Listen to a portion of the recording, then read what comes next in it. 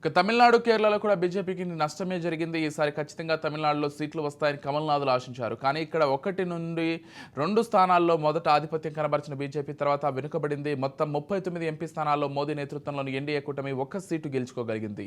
NDA కూటమి దాదాపు 14 చోట్ల విజయం సాధించింది. ఇక ద్రవిడ పార్టీల ప్రాబల్యం ఉన్న తమిళనాట ఎన్డీఏ ఉనికి నిలుపుకునేందుకు గట్టిగానే ప్రయత్నిస్తున్నా అది సఫలం కావడం లేదు. ఈసారి మోదీ తమిళనాడుపై ఎక్కువగా ఫోకస్ పెట్టినా అది ఓట్ల రూపంలో కలిసి రాలేదు. ఇక కమ్యూనిస్టులు అధికారంలో ఉన్న కేరళ బీజేపీ కనీసం పోటీ కూడా ఇవ్వలేదు. ఇదే అంశానికి సంబంధించి మరింత సమాచారం మా ప్రతినిధి సంజన అందిస్తారు.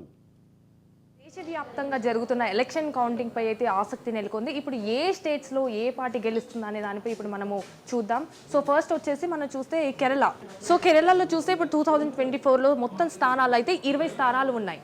సో 20 స్థానాల్లో మించిందంటే ఫస్ట్ కాంగ్రెస్ వచ్చేసి 13 స్థానాలు గెలిచింది. 13 సీట్స్ గెలిచిందని కూడా మనం చూడొచ్చు ఇక్కడ.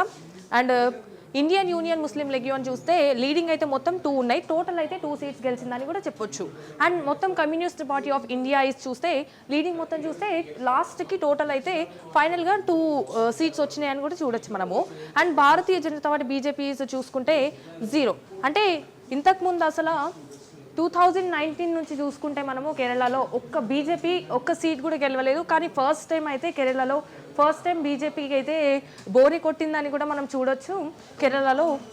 అండ్ నెక్స్ట్ వచ్చేసి కాన్స్టిట్యుయెన్సీ వైజ్ రిజల్ట్స్ చూస్తే కేరళ కాంగ్రెస్ కేఈసీ చూస్తే 0 ఈస్ కేమ్. అండ్ లీడింగ్ చూస్తే 1 వచ్చిందని చెప్పొచ్చు మనము. అండ్ టోటల్ చూసుకున్నట్టయితే 1 సీట్ అయితే గెలిచిందని చూడొచ్చు.